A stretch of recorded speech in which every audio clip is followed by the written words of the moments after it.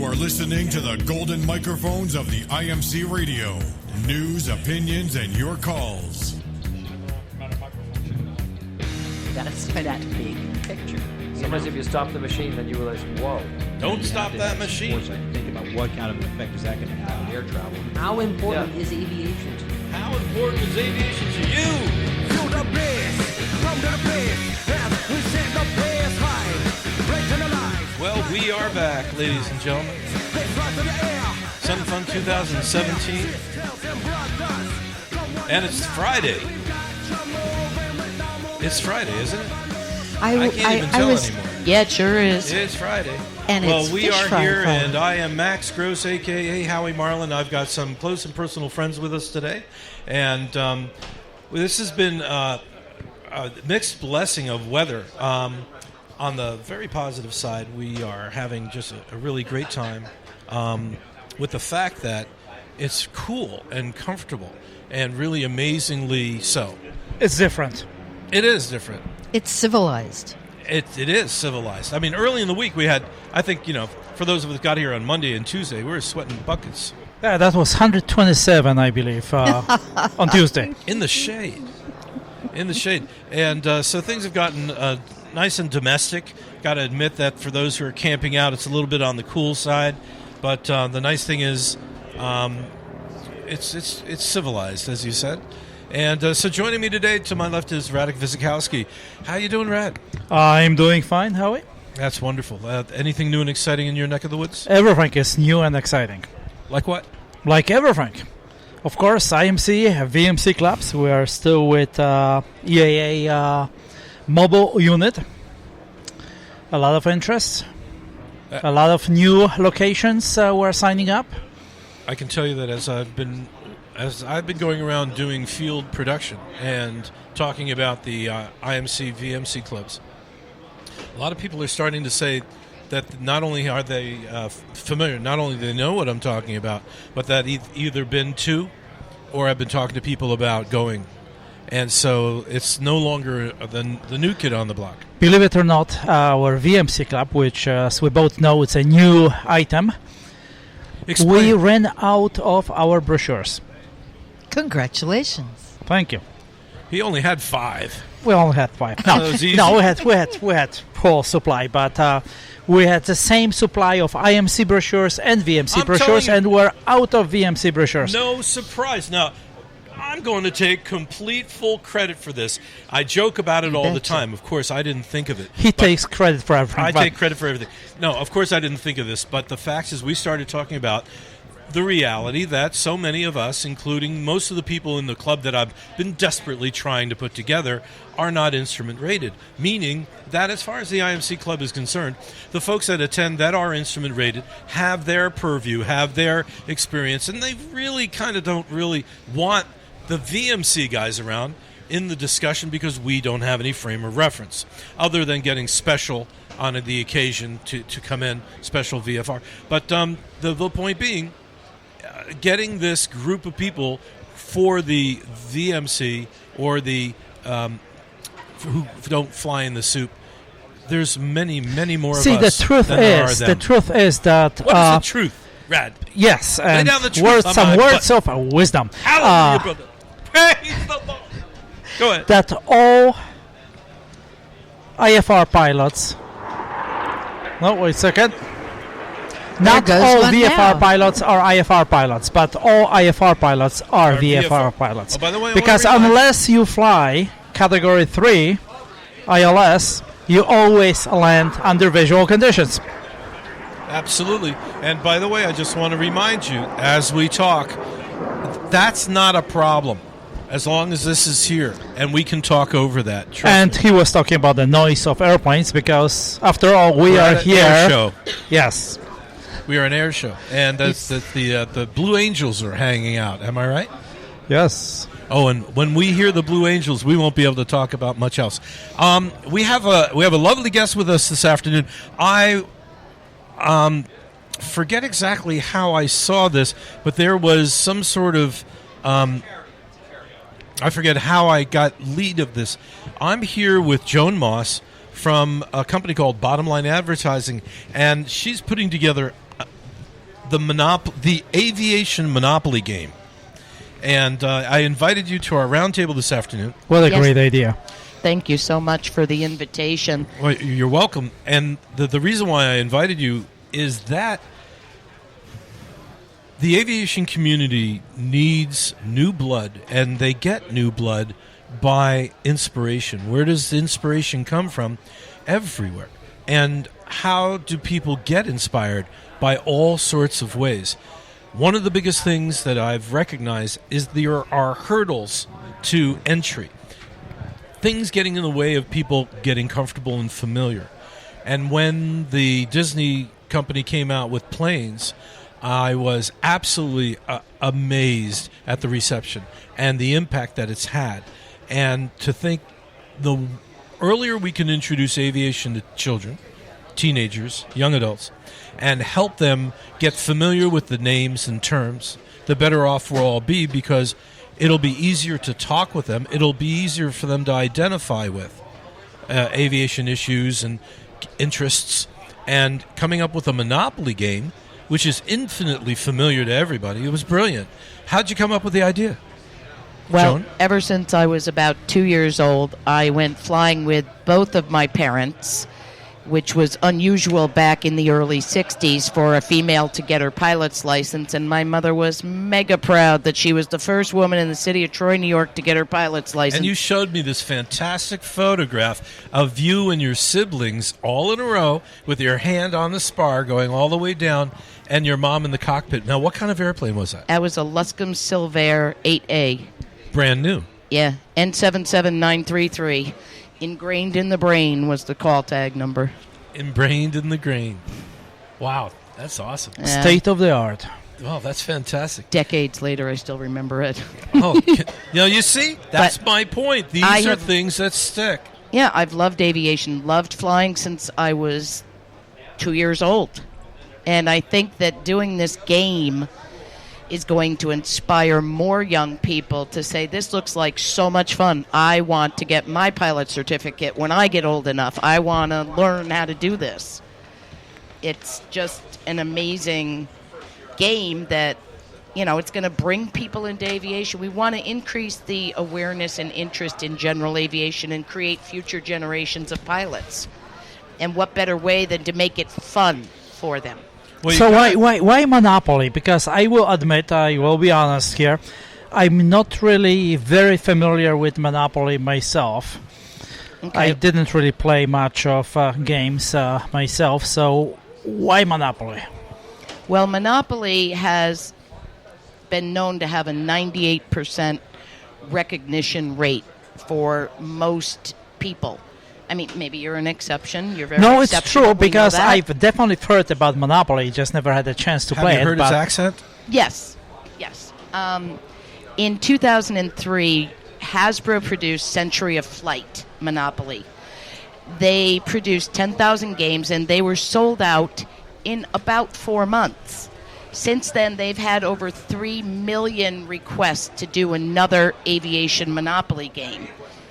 And because of my love of flying and my background in marketing, I put the two together and thought that this would be a great combination. We can have aviation, we can have a Monopoly game, we can bring more people interested in aviation to the forefront. Well, and what's interesting, in the draft that you've given us, you've identified some potential participants, like Embry-Riddle and Bell Helicopter. So what's really... Well, I have to correct that. I made a mistake on the thing. Embry-Riddle is considering it, but it was the Bell people. That's that fine. point, By the way, yes. as a proof of concept, you can put anybody you want. This is not the retail product. Exactly. So that's all fine. Okay. I mean, I just didn't want and someone one of to the get things- upset with me thinking that I was illegally using their logo. That's all. no. You know. Well, at this point, this is not published. No. It's a mock-up to show what it's going to The be potential. like, what we're leaning towards. Some of the people that have already shown extreme interest and, decided where they wanted their company logo on the game. And instead of houses and hotels, we're going to have hangars and FBOs. We're going to have pewter aircraft playing pieces. You know, everybody wants to fly around the game board and have a great time doing it. Well, you said that Hasbro is forcing you to keep the corners as they are. Yes, the four corners have to remain the same. That's one of their requirements. Can't do free tie downs instead of free parking. No, I really wish I could. And then you got to spend a night in jail, which would be a layover. That's not Right. good. That could That's be a your, layover. that could take away your pilot's license. Yeah, go Well, to you- jail over there. Ramp check. Yes. Well, you brought up a lot of good points there, Ramp check. Howie, but even as far as the four corners are concerned, we still have, instead of community, chest, and chance, we have landing and takeoff, because nobody wants a chance landing. But the four corners... They're all chance landings. I'm going to tell you right now. Right, old You pilots. have for not been. yourself. It's been Speak a for while yourself. since you've been. You haven't flown with me now, have you? I know, old pilots and bold pilots, but there's no old bold pilots. Very few of them. And so you were saying. So we can address those things like, buzzed control tower, go directly to jail, do not pass go, do not collect $200. And we can also have some of the aviation companies actually put their logo on those particular cards as well, which will increase their exposure to the people playing the game, especially bringing in, like we said, the younger generation to become future pilots. You've got a lot of flexibility. It's interesting. You on the mock-up, you've got actual real airplanes, photograph taken in flight, and then you could do all sorts of things. I mean, you could do cartoonesque kind of things. You could do, for women, create different things which would be more attractive for the girls to be interested. And we actually Drop have Robin your with us. lipstick out of the airplane. Robin, tell everybody who you are. Hello. Who are you? Welcome, audience. I'm Robin Lamar. I am one of the radio personalities at Radio Sun and Fun. And in my real life, I'm a retired aircraft mechanic for United Airlines out of LAX. You go, girl. I go, girl. I am a going girl. And I like to think of myself as the mechanic representative here on the deck. Not that almost everybody here doesn't have a pretty good background in a variety of Toolboxes. abilities. Yeah, that's it. Toolboxes.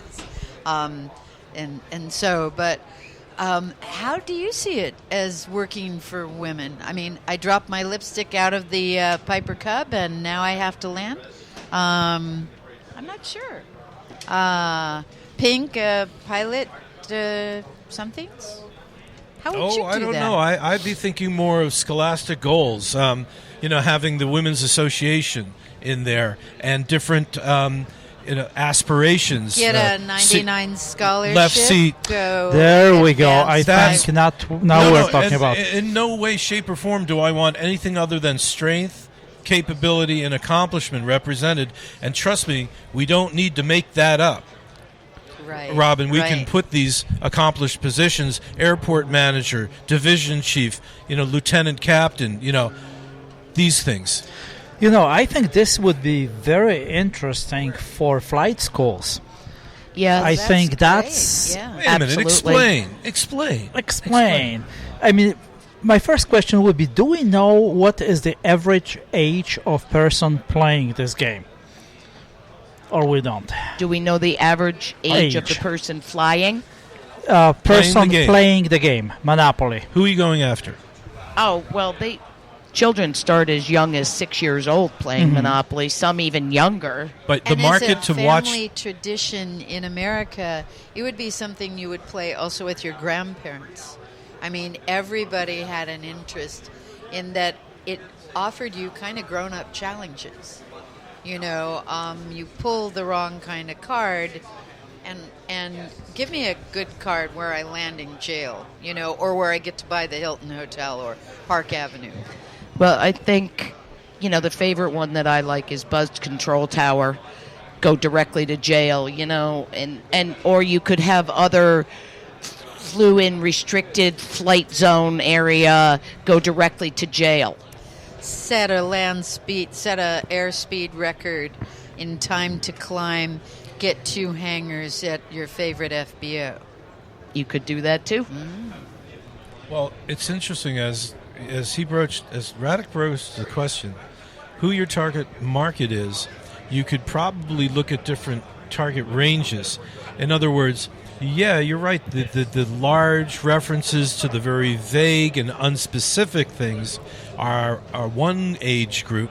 But then if you're looking at specific OEMs of software and names of FBOs and certain brands of helicopters, which would be far above any even teenager at the onset, versus if you're looking at young teenage to young 20-somethings who are in the flight school range, now you're talking everything that's on the I'm chart. even thinking, The chart, limitations, solo, restrictions. get your pilot's license, and with information right on it where you could go. So, Embry-Riddle, that's perfect choice there. Another flight, college, another flight school, and whoever, wants to be there, of course. But something that would not only get those people excited, those kids excited playing it, but being exposed to those names where they can go and they could actually develop goals Yeah, that's to interesting. do it. And having flight restrictions, can't enter Bravo without, where can you enter without communication? When they reply 49 uniform, hold please, is that enough to get into a Delta? Things like that.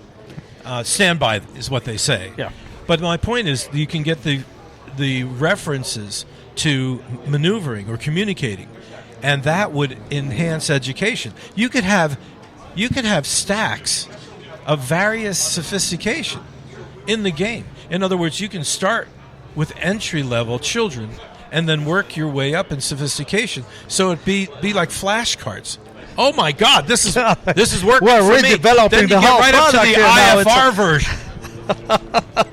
And the IMC Club is now IMC promoting Club it. would be definitely endorsing Absolutely. that one. And I want a commission. commercial version. I want a commission on this. So if you're playing with little kids, they could play off the little kids stack of questions. Right. And if you've got the teenagers, they're the mid-level. I mean, a little kid isn't going to understand lean to taxi. Right, exactly. But they might say, name 3 airplane parts. Yes. Yeah. I mean, And certainly how does an airplane fly? I'm still working on that one. Money. Oh, all right. Most dads will understand that. Most Money. parents will understand that. What makes an airplane fly? Money. Okay. Money. Oh, Yeah. well, that's fantastic. This Howie is a great designed it. idea, absolutely. Yeah, now that I've designed it. Yeah, right. Good. I'd like to hear your I ideas. really think for he your just designed game. a whole entirely different game, Yeah, though. I did. right. He designed flashcards, which is actually a phenomenal idea. Oh, like I invented flashcards. No, you didn't invent Come on, the you always flashcard. take You just credit made for them everything, fun. so Actually, I did go invent for it. flashcards. Go for it, Hal. There was a time I would take credit for that, but not today. Yeah. This is really, it's a fantastic idea, and it could be in various forms. I would think that whoever's responding to you would direct the direction you go. Right. In other words, I mean, people should be lining up to be on this board. There is no question about it. Thank you. That's kind of my thought process too, Radek. I think that I want to make this also educational because we are trying to draw from an audience and have more young people becoming interested in the aviation community and getting moving forward in flight schools and things of that nature. There's just So I'm just curious, how does it work with the name Monopoly? What did you have Okay, to I do am to be able working- to use it? That's a great question. This has actually been Hasbro approved. I am working with the only Hasbro licensed game company to produce these. They're a company in California, and I presented the concept to them. They presented it to Hasbro. It got approved, and now my job here is to get the companies to get on board, quite literally. Yes, board. yes. Arg, Get I on got board. it. I love it. Right. On board the Boom, boom. Monopoly We'll be here all board. week, folks. Yes, to get them. Ba-dum-bump. Yes, to get them on board. The Literally. Monopoly board. Yeah, get on the Monopoly board. So if I'm a company and I want to be in the new aviation monopoly board, what should I be looking at? Well, are we actually to a point where we're talking about how much money it costs me to have my name on this board? My company? Most properties are $4,800 for the property spot. Obviously, Boardwalk and Park Place are a little more for a premium. And during this showtime, as I've been showing it, I know you can't see it because it's radio, but we do have some different aircraft pictured on the center of the game board. And I've had quite a bit of interest in some aviation companies putting a picture of their aircraft on the center board absolutely, instead. yes. Right. And I think that would work out phenomenally well. And not only could they have a picture of their aircraft, they could get one of the property spaces, and we can certainly work out something. A package? Yeah, a package deal, Right. absolutely. And what about the little pewter airplanes? Who's Oh. going to get to be those? Well, so far we have Bell Helicopter, we have Dassault Falcon Jet, hopefully with that X8 they just came out with, which is so sweet. And Greg Collier from Ace Maker Air Shows wants to do a model of his T-33 that he flies in the air shows. And then there are 3 more available. I certainly would hope to see a vintage plane of some sort. I mean, wouldn't a Stinson or a P-51 be nice? It could be. I am not mean, opposed to any of them. Right. I mean, it's just to have I think a it would be cool sponsor, to and have it all could different be- kinds of I'm aircraft on afraid there. Absolutely. what you have So one- is a tiger by the tail. Yeah. You actually have 5 or 6 different games. You've got the light sport version. You've I got thought the of that, antique too. version. Right. You've got the GA version. You've got the commercial version. Oh, come, let's all fly together, Howie. And we then can you- share one No offense, Monopoly but I was kind of board. staying away from the commercial division. You can per go se. anywhere you want, but the options are. You should have these companies fighting for a spot. And I'm thinking the amount of money that you're asking is far too little. You see, the potential distribution numbers of this game are off the chart. And the branding that would be repeat for how long is the life of a game? I Oh, think 20 you're. or 30 years. in I'm most I still families. have one from 1935, so I'm thinking Yeah. you you tell should me. rethink your marketing. I think you should go over to the light sport area where there are all these people trying to sell their $200,000 airplanes, and they're fighting for recognition. And this is one way they'll So do once you get on the board, you are on the board, right? For Absolutely. forever, Yes. right? Yeah, Yes. that's on that's that already- version of that game. Right. So You how know- many spots do you have altogether here? How many? The entire board, there's 36 spots, but the 20 properties. the takeoff spot actually takes up 3 spaces on the board, and we have Start Pack on there now. And the landing space also has the 3 property spots, and whoever gets the landing spot gets their logo on 3 property spaces, as well as all 16 of the cards that are on that pile. Whoa. So that's 19 logos on that space, which is amazing. Nice. Yes. Cessna, are you listening? Well, you've I got the love lion her. by a tail, and there's a great deal of creativity yet ahead of you. I wish you the very best. I mean, it seems to me that this could really be a big deal. So lots of luck. Did you Thank bring you. anybody to support you with this venture? Is I there anybody did. close by who is? I did. My best friend came with me from Albany, New York. What's her name? Max. Max. Thank you for coming, Max. Well, I really do believe that there's tremendous potential for the impact on others, and that's really what I was. That's why I thank you very much for coming. That's why I invited you in. I wish you continued success. Where can people find you on the interweb? I have just a phone number they can call. That's the best contact at this point. Is it or a rotary phone? Is it tick, tick, tick, tick, tick, tick, tick? No. And the phone number is? Email. Kellogg 1 I'll give you the email first. That's the easiest thing to remember. It's aviationmonopoly@yahoo.com. That's easy, yeah. So any questions, drop an email. Be happy to get back to you. to aviationmonopoly.com. No, I don't have a website, Howie. It's just an email right now. Aviation website at Yahoo. Oh. Yahoo.com. That's Oh, how you okay. I com. Yeah, I there do was have a something missing there. Aviation Monopoly. Aviationmonopoly@yahoo.com. There is also a Facebook page. If they put in Facebook Monopoly, the Aviation Collector's Edition, they can find it on Facebook.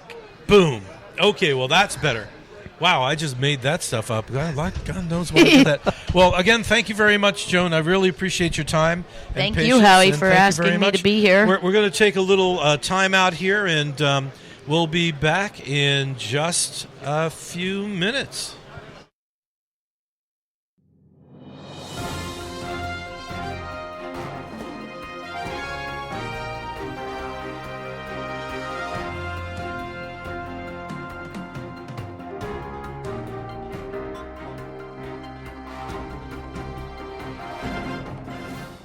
Welcome to Plane Talk on WIMC Radio. The views and opinions expressed on Plane Talk are of the host, its guests, and callers. They do not necessarily reflect the views of the IMC Club or IMC Club International.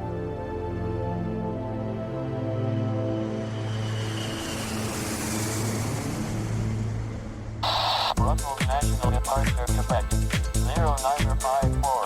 Runway 25 right for departure. Okay, well, we are back. Thank you all very much. Thank you for your patience. We are here at Sun and Fun 2017. And Radek, I got to tell you, I've had a really interesting time. I got lots of interviews with different companies. I actually went to Piper, and I had the opportunity. I went to Piper, and I said, I've done these interviews with all these other companies, and for years, I've interviewed so many of the manufacturers for product and avionics and this, that, and the other thing, and I've never gone down to interview the people who made the airplane that I own. So, but I got. So what have you discovered there? Oh, well, about the assets of their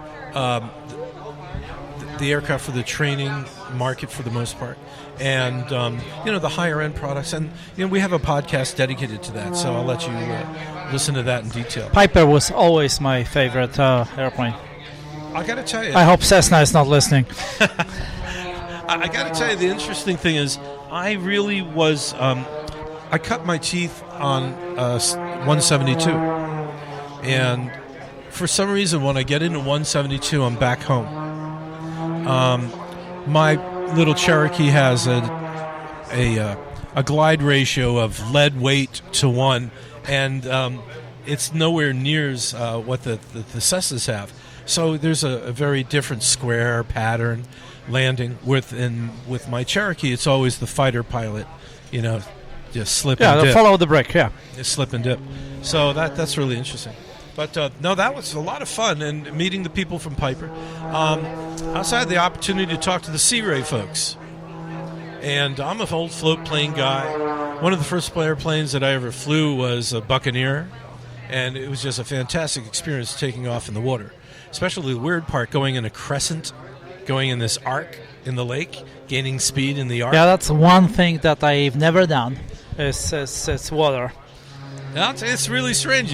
I really wanted to do it at some point, but somehow never got around to it. Well, life isn't over yet, Radek. And I always like to try in life, everything that I was curious about, including scuba diving, caving, and skiing, and mountain biking, and everything that comes along. So I did take some aerobatic lessons and so on, but I never got to seaplane rating. Oh, well, we probably should take the time to do that here. This year is not going to happen, but, we got Jack Brown's right down the road. I definitely will have to. And a couple of years ago, I did an hour. I I had to come back here for what I thought was a couple of obligations. I got back here to find that it had been pushed back, and I realized I should have stuck around at Jack Brown's for 2 more hours and gotten my float plane rating. But it didn't happen, so that's too bad. Not that I got a lot of float planes lying around, but you know what I mean. Yes, absolutely. I mean, I got my tail wheel because a friend of mine had a Cub, and as soon as I got it, he moved. So now there's no Cub for me to fly. So anyway, but it's good to have those ratings. It's good to learn. And the Sea Ray, getting back to the Sea Ray, I viewed their factory when I was here a couple of years ago, and it's right down the road. It's somewhere around Lakeland, and phenomenal, laid out very well. You can see they know what they're doing, and they do a phenomenal job. God, they better know what they are doing. Any airplane manufacturer, Howie, they better know what they are doing. Yeah, somebody is flying up there. No, of course they know what they're doing, but I'm going to tell you, sometimes you walk into these factory settings and things are either too cluttered. Yeah, this was laid out, spread out, and so clearly, those machines are over-engineered to the hilt, all the control surfaces, and you can see why. I mean, on a beautiful, smooth summer's day when it's blowing 2 or 3 knots and there's little ripples on the water, anybody can build put a plank in the water with a motor. Oh, you saw that seaplane down by the hangars with the boat, the aluminum boat?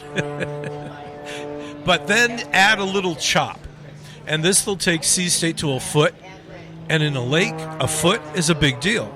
We got whitecaps at a foot. Yeah. So anyway, and no, I have not yet logged any time in a Sea Ray, but I would love to. But speaking of factories, I toured Hartzell propeller factory. Really? And let me tell you, in Piqua, Ohio, that was last year, we are talking state-of-the-art. Logistically, I mean, the way they are designed, it's just incredible. They actually have part closets that are connected to Wi-Fi, and also tool closets that they know what they use and they know when to call for more supplies. So everything runs itself. It's just incredible. It's almost like my new printer that I got a week ago that orders ink by itself. I was waiting for that to happen. No, that's expected. I mean, looking at the technology, look at the purpose, look at the mission of that item in the airplane. Not that radios aren't valuable and that wheels aren't valuable, but if a radio goes, you'll take out your handheld. If you get a flat, well, that can be a problem. I get that, but the thing is, if you lose a prop, then you're in trouble. You get the full body massage, and I'm afraid up at altitude, that's not what everybody wants. Matter of fact, one of the funniest and uncomfortable stories, a friend of mine lost a can over at Chatham in pattern, thank goodness, and he was able to land fine, but he said all of a sudden he noticed the oil went up and up and up and up, and he's looking at it, all of a sudden the engine started making a weird noise, then bang, and then it kept running, and he said that it was weird because he had enough power he was able to go and do, but obviously something was really wrong, and he said he was getting a full body massage as he was in the pattern, and the whole thing was shaking itself, and he was afraid it was going to shake apart. And he turned final and landed, and he took the cowling off to find that one whole cylinder had come off. Wow. And that piston was out there just flying in the wind, making a little noise. But that was in the pattern. Wow. Gotta love that. It had to be exciting. No. Do you ever have any problems in the air? I did have a number of them. Here, come on over. I want to sit down. I've been standing. And we could sit down here and get comfortable, or why not? It's, I was very lucky with all the problems. I had everything from full engine failure but that was on short final. We're flying one of those, interesting airplanes that when you did run up, everything was fine. When you would taxi, you could bring throttle to idle, and it was fine.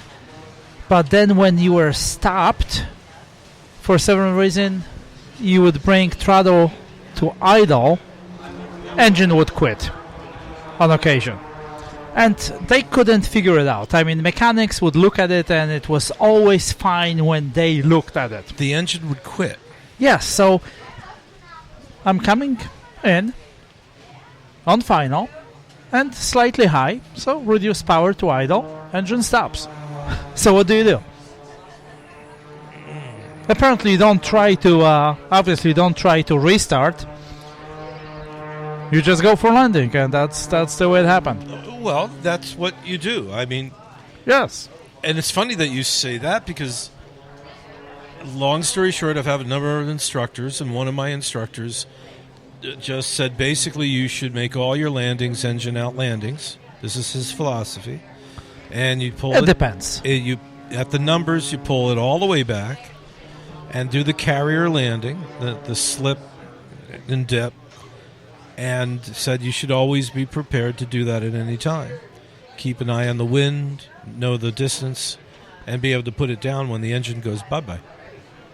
Yes, I mean, there are different, and now we're going to VMC Club discussion, VMC Club mode. So talking about different opinions and different styles.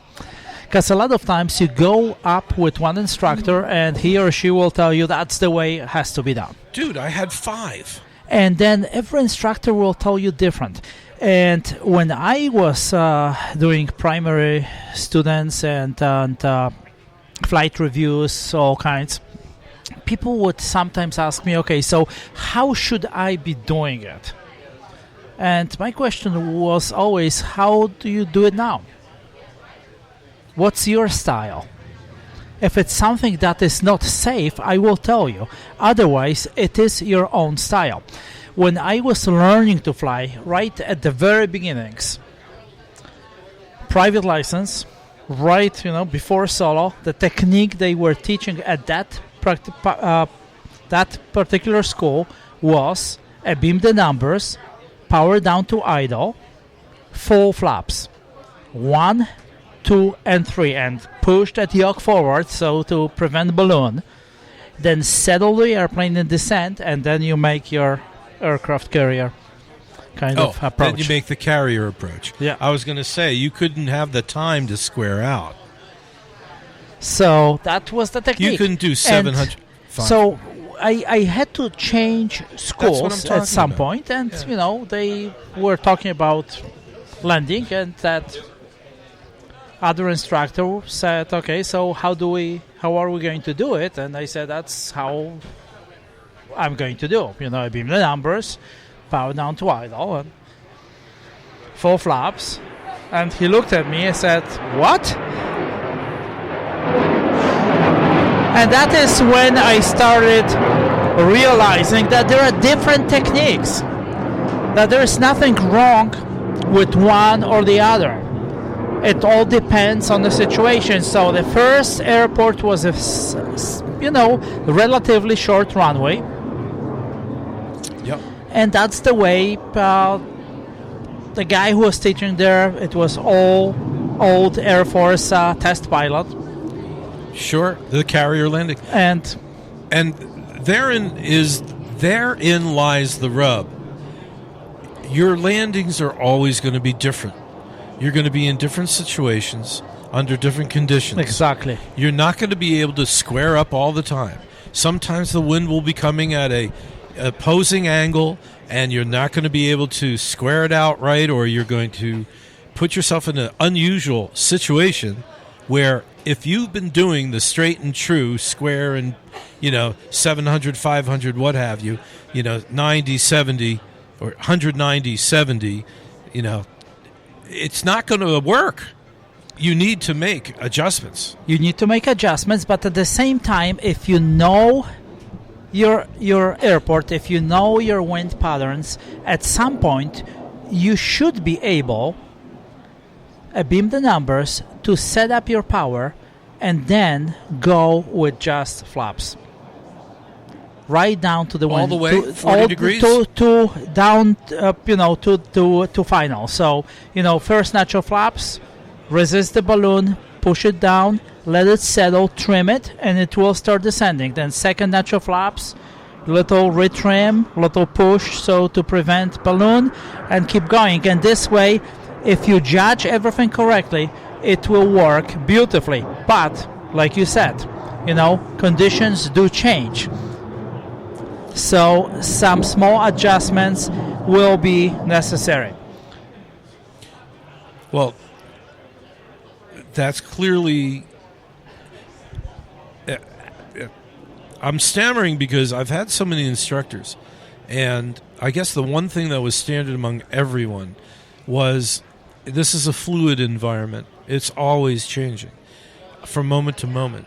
To learn to dance with your feet, the tail wheel stuff that you should be doing in any airplane, not setting a certain throttle and leaving it, keeping your hands on there and getting ready to adjust. Yes, you keep your hand on it, Howie, but at the same time, you should be able to prejudge. So any starting point is, like, let's say we take Pipers or Cessnas, 1,500 RPM. I'm talking about, fixed pitch prop here. Sure. 1,500, beam the numbers. That is your starting point, and no wind situation, correct distance and correct altitude on downwind, that will work.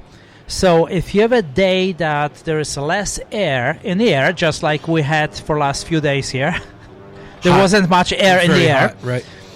Then you have to start with different power settings. So you say, okay, it's much less air now, so I will need to move that prop a little faster. I will need to spin it a little faster, so it's going to be 1,600, maybe 1,700 RPM to start with.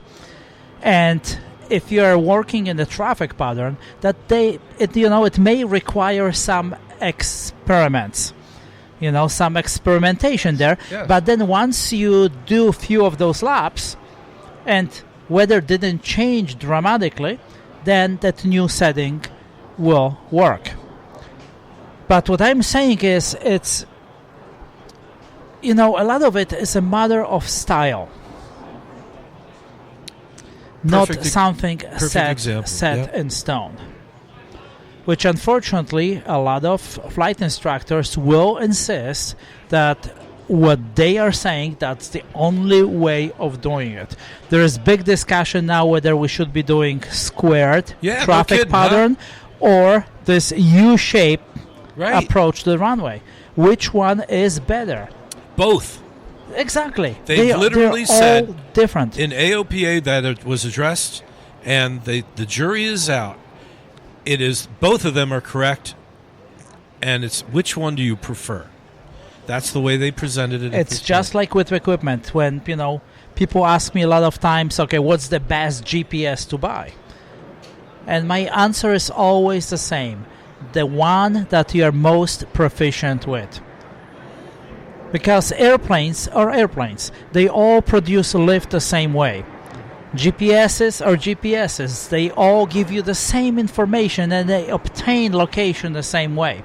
So everything else is just a box. It's just a packaging. So you have to feel comfortable with particular package, with particular airplane, with particular avionics, and with the way you operate your airplane. But I'm going to say one more thing here. What's even more important is not to fly the airplane, it's you flying. You are the one moving in the air. Airplane is just a machine that is allowing you to do so. If you get on a bicycle and you start doing it, okay, so left foot is pushing down and right is pulling up, right? And you start pedaling, thinking about this, it's not going to work. You have to feel that bicycle. You have to feel the balance.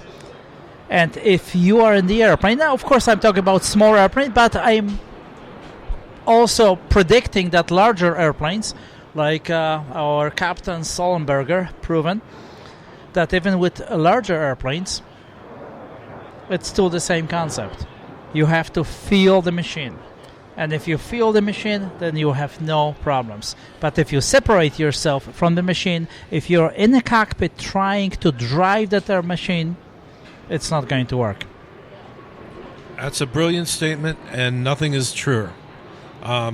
Sully went back to his primary. He went back to his glider training.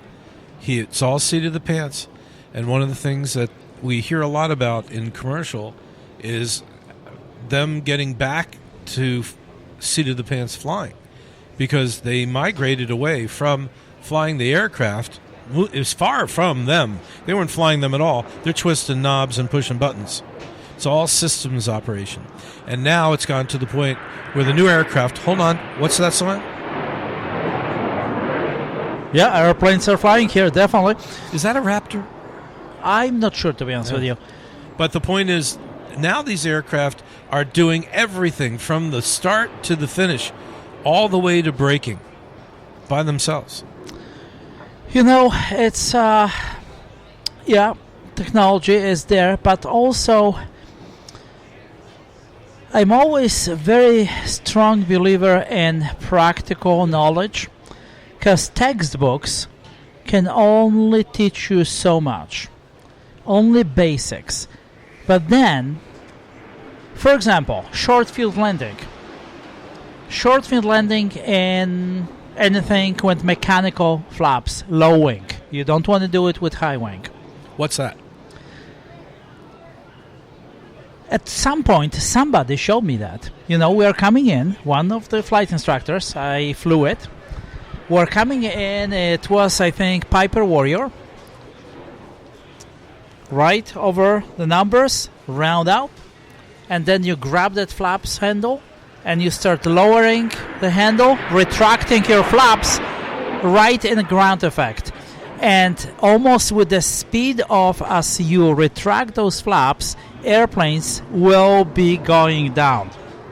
So you can regulate how fast you want to get to that runway, and you can put down that airplane on any point of that runway you want. Oh, by raising the flaps. By retracting flaps, yes, and lowering that flap handle. You don't want to do it. You don't want to do it in Cessna, because you know you have no control or electrical flaps. Right. Plus, wing is much higher of the runway, so the ground effect is different, and you know you may drop a little too fast there. You know, it's been demonstrated to me, but I've not had to play with that. The way my aircraft is set up, it's very different. But my point is that that's something I would never have learned from any books. It's a practical knowledge. Yep. So, you know, when would you use it? I was coming back to, I think it was years ago, to Great Barrington, Massachusetts, my home base at the time. I'm on downwind, and they were very weird thermals during the day. So I beamed the numbers. I reduced power down to 1,500 RPM, and I'm not descending. So I'm going power down to idle. I'm descending. Not very much, but I'm going down there on final. I'm coming in, power down to idle, full flaps. I'm slightly high. Get down to the runway, round out, and I'm floating. 2,400 feet of runway. I'm floating halfway. I'm still floating. Ooh. So full power, going around. Not a big deal. Yep. You know, I got more than enough fuel. I can do it for the next 3 hours. And then, you know, probably it will cool down and it will be fine. So, you know, again, downwind, same approach on the second one. And on the third one, I'm thinking, let me try that trick that I learned about flaps. And in the ground effect, I slowly lowered that handle. I retracted my flaps. It was a low-wing airplane. I put it down gently, right where I want it, and I was back. Were you flying on the ground? Was it still flying with the reels on the surface? You know, going faster than stall? in the ground effect, you can fly slower, obviously, when than your stall speed. So as far as speed goes, I don't remember what it was. It's simply, you feel the airplane. You know what it's doing. You would know if you would. To land, you have to stall the airplane. Right. You have to stall it, but it's under your control. You control how fast and how much you are going to stall that machine. But something to experiment with. You got me very interested. That's exciting. But the thing is that you have to learn it from somebody. So that's basically, I'm talking here about VMC Club, our newest addition to proficiency programs at EAA. Yep. Because VMC Club was designed exactly for that purpose, to learn from other pilots something that we cannot learn from books. Because simply it's not there. And I've been giving that example in the other podcasts, that the reality is that we have different aircraft with different instruments, with our different experiences, and we've flown in different conditions. So we are first apt to respond in certain ways. Now, you put us in a group, and the scenario, and I love this.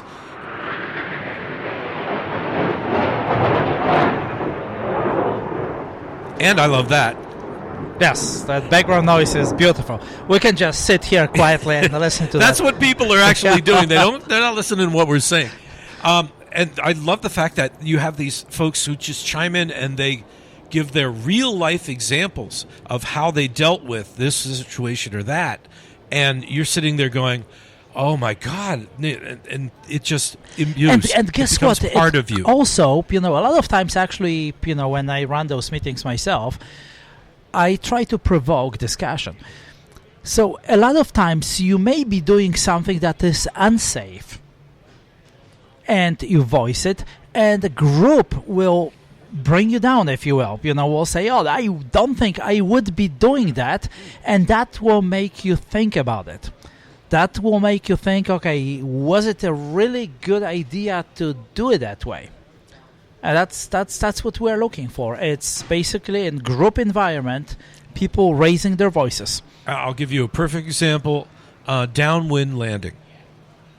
Downwind landings. You don't want to do them. There are some airports where you have to land one way. Yes. And when the wind's going that way, what are you going to do? If you haven't practiced a downwind landing, then how are you going to know what to do? So, this was the subject of the discussion. I happen to be at Katema, where the flags point in opposing directions. And I think that Mike Criedo does it as a joke. All wind landings. That's right. From all directions. All directions. And it's funny because, the wind's been blowing offshore all day, which is what he said. Said, yeah, I get that, but when I flew over and I looked at the sock closest to the beach, it was blowing in a different direction. So there are no trees. It's over the ocean, over the dunes, and then after the other end of the runway, you've got some bushes, and then a cattle ranch, so there's nothing there, no trees also. So I came down with the wind, and very unexpected, because as soon as I got, I'm going to tell you, to the threshold, I'm thinking, I'm kind of getting pushed along here, and I thought, I'll go around, and was like, no, let's just see. I'm very early because I like to land on the numbers. So I came down very early, and I had lots and lots and lots of room. So I played the game of hovering. Let's see, I'm with the wind. How far down can I go? I made it to halfway, and I put it down and realized, okay, this is how it works. Just don't really want to do that in my home airport. The downwind landings are really, we don't realize that, same as any other landings, because we land on airspeed, not on ground speed. Yes. And the thing is that, yes, when we are close to the ground, we stop paying attention to our airspeed, and we simply go by feel what ground speed is doing. And with downwind landings, people do have the tendency to simply, reduce their airspeed way too soon and drop too fast. So if you do it with thinking, okay, there is this air mass that is moving. I am moving inside it. Right. So I don't really care. It doesn't matter what Grant is doing. I'm doing it just by airspeed. And then everything is the same. But we have to, of course, make sure that we do have enough runway.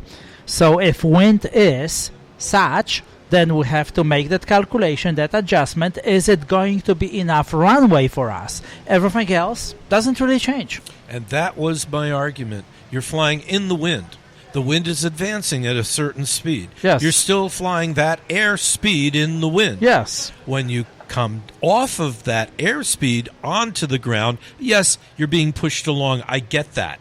The thing is, if there's no risk and lots of runway, you're just going to give yourself the right time to slow down. If you're at Griffiths Air Force Base, I think they have something like 16,000 feet of runway. Then you'll be fine. I never forget, I was there with a student of mine years ago, and we're sitting at taxiway, and I said, okay, so let's now go for takeoff. That was Nantucket Airport at the time. We go on the runway. He lines up in the middle of the runway. I look around, say, okay, that we are on the shoulder, not on the runway. How wide was it? Oh, I don't remember the exact Like number, half a mile wide? It was actually somebody told me it was an alternate landing site for the space shuttle at some point. So I can imagine. Here's a question for you, and I don't have the answer. A gentleman who flew for 50 years, when I was talking about crosswind landings, and I said, well, at this rate on this runway, I am at my max, 15 knots crosswind capacity. Could I do it? I'm sure I could, but do I want to? Hell no. He goes, well, you don't have to fly down the center of the runway. I said, what are you talking about? You can start landing on the left side of the runway and point it to the far right side, and you got an extra 10 degrees. You ever hear that? yes, I have actually. I've heard it more than once from more than one guy. You know, Of course, I would still. and they said midway you're on the runway and you're slow and on the ground, and you straighten up and finish dead center of the runway. I would categorize this one under technique, even though very unusual technique, very unorthodox technique, but still. He said you're landing on the left side of the runway and you finish up over on the right. You're still on the runway. You're not center line. You're just diagonal to it. I'm going, all right. You've been flying for 50 years. I'll listen to you. He goes, it beats a poke in the eye. Meaning, if you are being pushed beyond your capacity and you just wish you had another 10 degrees, you've got your 10 degrees. You're not knocking out lights. Yeah. You're not center line. You're on, over where I am, I got 75 feet from the left to the right. They shortened it by 25. And actually another thing, speaking of additional 10 degrees, yes. just very briefly here, I know we're at the edge of our broadcast here, but another thing that you can learn from other people, in a Piper with mechanical flaps, on landing, when you are 3 notches of flaps and it's not enough, you can gain additional 10 degrees of flaps by pulling that handle all higher. the way to the top. Yes. And I love those, There you go. So things of that sort, and there are thousands of those tips up there that you can learn only from another pilot. Where? At your VMC club meeting. That's the only place you can do it. I could not have ended in a better note. And on that note, Radek Vysokowski, thank you very much. You are a gracious. Is always mine. It's great to see you face to face, and this has been a wonderful and exciting Sun and Fun. It'll be the wrap up for me. I'm off to greater pastures. So it's been a safe Sun and Fun. There's, of course, Saturday and Sunday, and the rest of the people around the Florida area are going to come out and visit the show. But if you've never been to Sun and Fun, you really got to give it a go. I mean, if you're here in the east side of the country, And then, of course, there's Oshkosh, which is amazing. Radek, you'll be at Oshkosh, right? Of course. Okay. Of course. Well, I hope to be able to make it there as well. So on behalf of the IMC Club, VMC Club, John Roberts, Radek Vizikowski, I'm Max Gross, a.k.a. Howie Marlin. And I just want to tell you all that I want you to keep the sun to your face and the wind to your back. And I'll wish you well. Howie out.